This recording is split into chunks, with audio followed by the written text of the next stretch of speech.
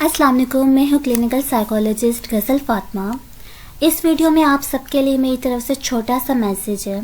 कोशिश कीजिएगा कि आप सब इस पे अमल करें। हमारी सोसाइटी में एक बहुत मेजर प्रॉब्लम है कि हम दूसरों को मौका नहीं देते उनको अपनी बात कहने का।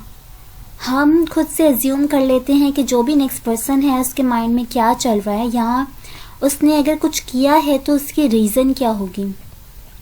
ऐसा करने से काफ़ी संगीन नताइज देखने को मिलती हैं। बहुत से लोग एक दूसरे से बात करना छोड़ देते हैं, देन रिश्तों में दूरियां आ जाती हैं। ये जो मसाइल हैं ना, ये आपको आम रोज़मर्रा ज़िंदगी में देखने को मिलेंगे। जैसे बहन भाई के मसाइल, बहन भाई आपस में बात नहीं कर रहे होते। इवन पेरेंट्स जो हैं अपने बच्चों से दूर हो जाते हैं। सालों तक जो लोग हैं आपस में बात नहीं कर रहे होते, तो खुदारा सब कुछ खुद ना अज्यूम करें। एक साथ बैठ के मसाइल का हल निकाला जाता है।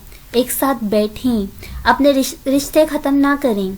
अगर यही हमारे माशरे का तर्ज रहा तो यकीन माने सबसे ज़्यादा नुकसान इंसान को खुद होगा।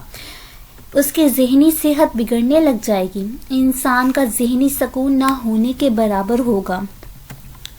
एटलीस्ट अगर आप खुद से प्यार करते हैं तो अपनी खातिर, अपनी ज़हनी सेहत की खातिर दूसरों से बात करें, उनसे उनका पॉइंट ऑफ व्यू जानें और कोशिश करें कि एक दूसरे के लिए अगर आप नेक जज्बा नहीं रख सकते तो नफ़रतें भी अपने आप में ना पालें, क्योंकि ये नफ़रतें इंसान को खोखला करके रख देती हैं।